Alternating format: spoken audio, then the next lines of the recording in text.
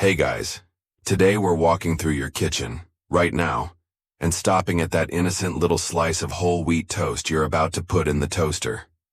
The lighting's soft, the countertop's clean, and your hand hovers above the bread bag like it's a ritual. But here's the twist. That whole grain, it might just be the reason your knees ache every morning, or why your blood sugar crashes right before lunch, leaving you foggy and irritable. You've heard it all before. Whole wheat is healthy, but for seniors, that old message comes with a bitter aftertaste.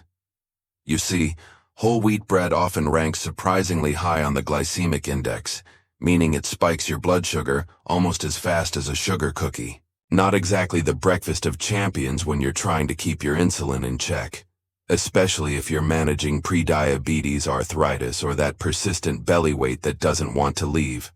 And while we're at it, let's talk inflammation. Because that's the real villain here. Chronic inflammation is what slowly wears down your joints, your cognition, even your eyesight.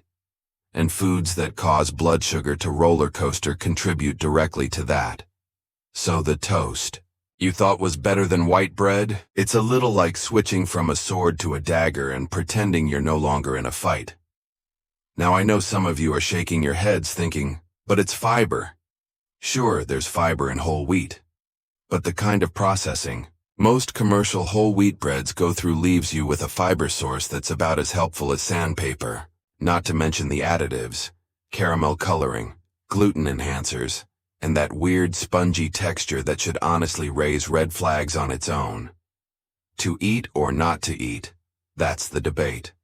Some experts argue that whole grains reduce the risk of heart disease. Others point out that our grain isn't what it used to be. The wheat we consume today has been hybridized for yield and shelf life, not nutrition. So yes, your grandma's homemade loaf might have been wholesome, but that plastic-wrapped multi-grain slab in your pantry, not the same. And no, slathering it in almond butter doesn't cancel out the damage.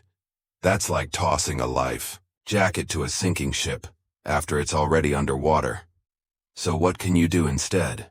Reach for a high-fiber, low-carb option like sprouted grain bread, or ditch bread altogether, and try a veggie-packed omelet or chia pudding with cinnamon. These choices stabilize your blood sugar, keep you fuller longer, and don't gaslight your body into thinking it's being healthy. Because do you want to improve your health, or just pretend you're eating well? Let's stay in your kitchen, shall we? This time we're cracking open a can of green beans.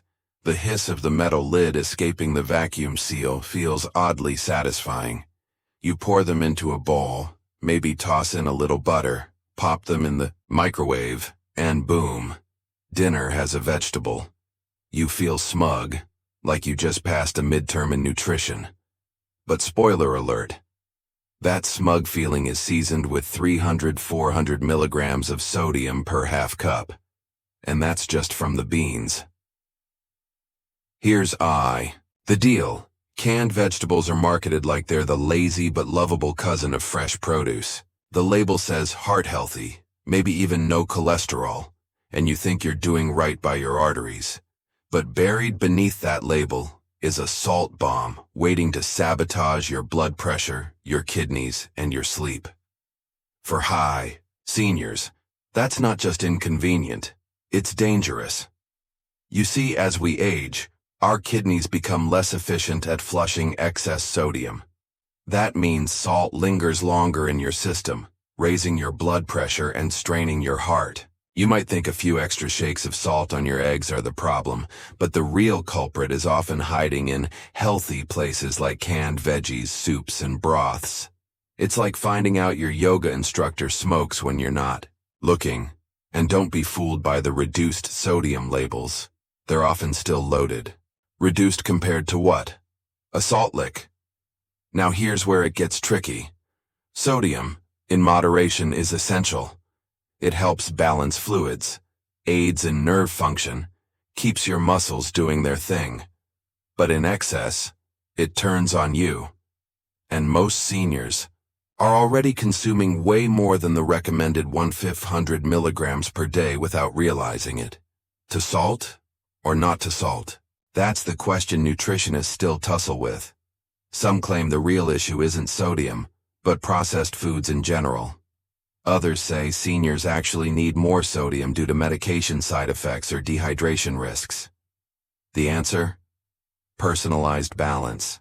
But for most folks pulling cans off supermarket shelves, balance isn't what's happening. It's silent overload. Now, what's even more ironic? A supplement many seniors take for heart health, potassium, is supposed to help counteract sodium's effects.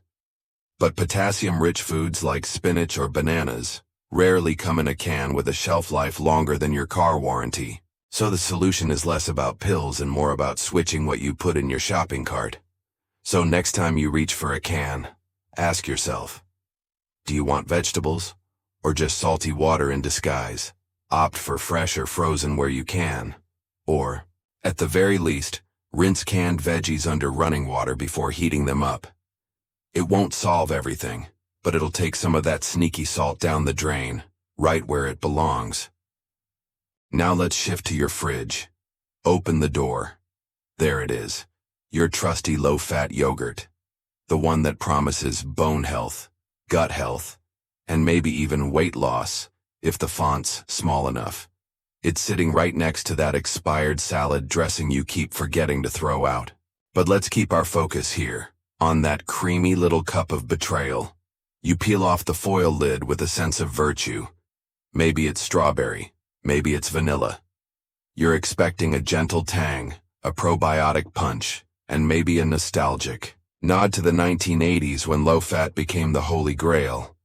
But what you're actually swallowing is a cocktail of artificial thickeners, stabilizers, and more added sugar than some candy bars. Congrats! You just turned your healthy snack into dessert with a PhD in marketing.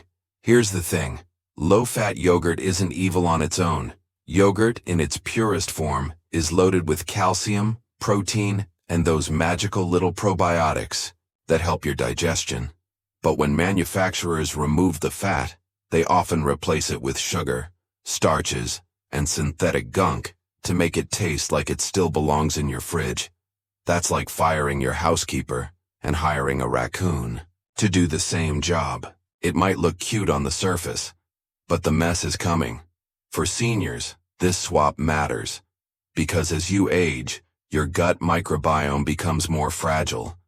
That's the community of bacteria living inside your digestive tract, helping break down food, regulate mood, even support your immune system. Flooding that delicate system with processed sugar and artificial stabilizers is like pouring bleach on a garden.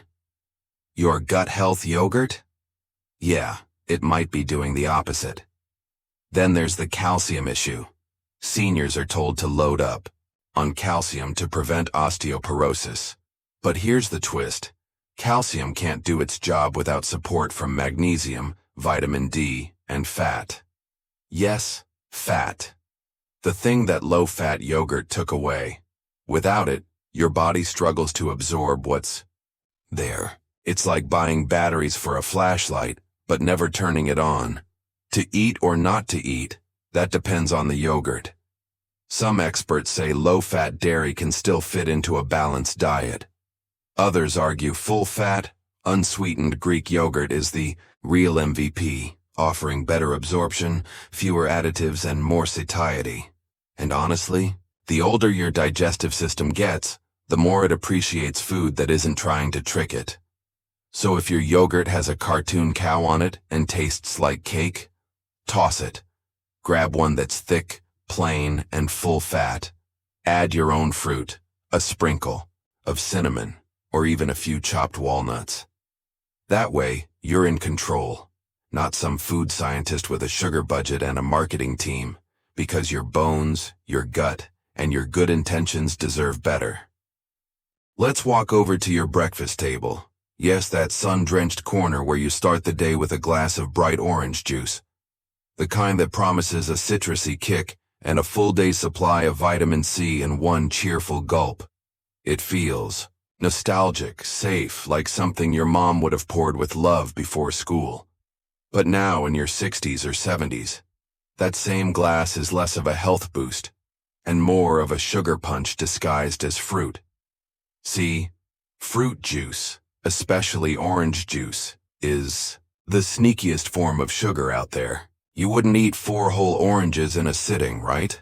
But when they're juiced, stripped of fiber, and concentrated into a single glass, that's exactly what you're doing.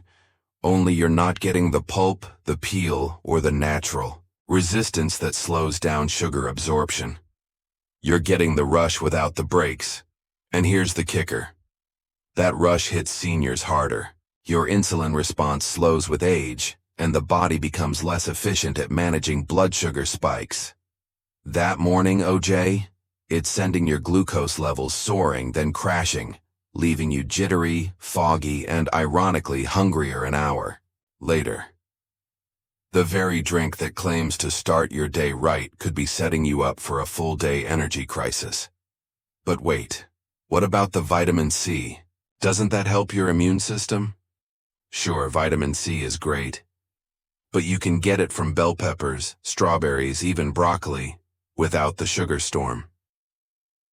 What most juice lovers don't realize is that the pasteurization process used in commercial juices actually depletes some of those nutrients. So by the time that carton hits your fridge, the natural benefits are mostly a memory. Here's the debate: to juice or not to juice? Some health professionals argue that small amounts of fresh cold-pressed juice can be part of a healthy lifestyle. Others, especially those focused on senior nutrition, warn that even 100% juice can wreak havoc on aging metabolisms.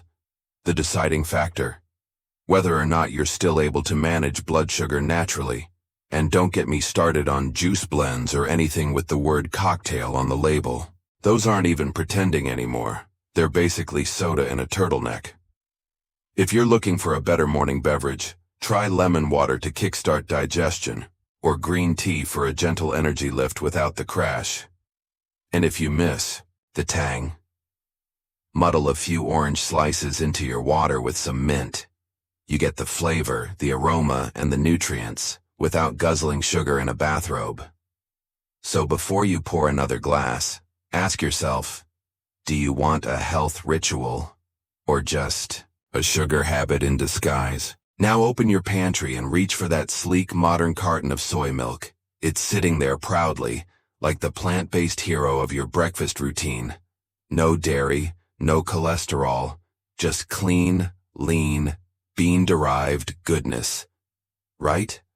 Maybe not. Because if you're a senior sipping soy milk daily, especially thinking it's doing wonders for your metabolism or hormones, well, it's time for a conversation. Let's start with what soy milk does right. It's rich in plant-based protein, low in saturated fat, and often fortified with calcium and vitamin D. That all sounds great. But then comes the elephant, or shall we say, the phytoestrogen, in the room. Soy contains compounds called isoflavones, which mimic estrogen in the body, and for older adults, particularly men, that hormonal impersonation can have some unintended consequences. You might notice unexpected weight gain, mood changes, or stubborn belly fat that won't budge. Sound familiar? It's subtle, slow, and often chalked up to just aging. But some researchers believe regular high intake of soy isoflavones could be messing with hormone balance, especially when your own levels are already in flux.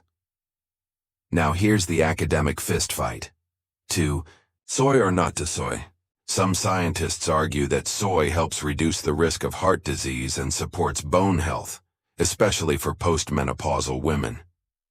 Others caution that we're consuming more soy today than ever before, mostly in processed forms, and that this excess might contribute to thyroid suppression, lowered testosterone in men, and even digestive issues in sensitive individuals.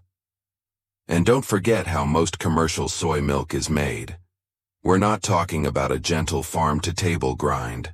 We're talking ultra-processed soybeans, chemical thickeners, added sugars, and oils, all blended into something that pretends to be wholesome. It's like tofu with a marketing degree and a secret identity. If you're sipping soy for health reasons, ask yourself, do you really need it every day? Almond milk, oat milk, and flax milk all offer dairy-free options without the hormonal baggage. Or go back to basics.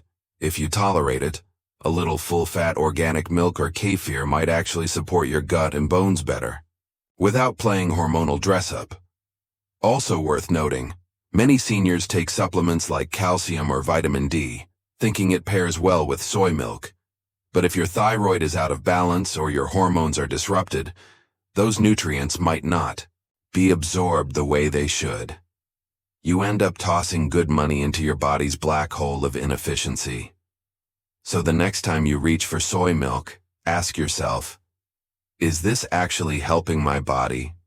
Or am I just sipping on a trend that doesn't know my age? Let's take a deep breath. We've just walked through your kitchen, pantry, and fridge. And if you're feeling a little betrayed by your so-called healthy choices, that's okay. You're not alone. These foods, whole wheat bread, canned veggies, low-fat yogurt, fruit juice, and soy milk, didn't mean to hurt you. They were packaged with promises, dressed in wellness buzzwords, and served up like saviors. But sometimes, the most dangerous foods are the ones we don't question. And that's the heart of it. At this stage of life, your body doesn't bounce back like it used to. It whispers instead of shouts. That ache in your knee, that fog after breakfast, that stubborn fatigue. They're messages, not mysteries. And the food you think is helping you? Sometimes it's just making the whispers louder. But here's the good news. You're in control. Swap the toast for eggs. Rinse the green beans. Pick yogurt that isn't trying to be dessert. Ditch the juice. Rethink the soy.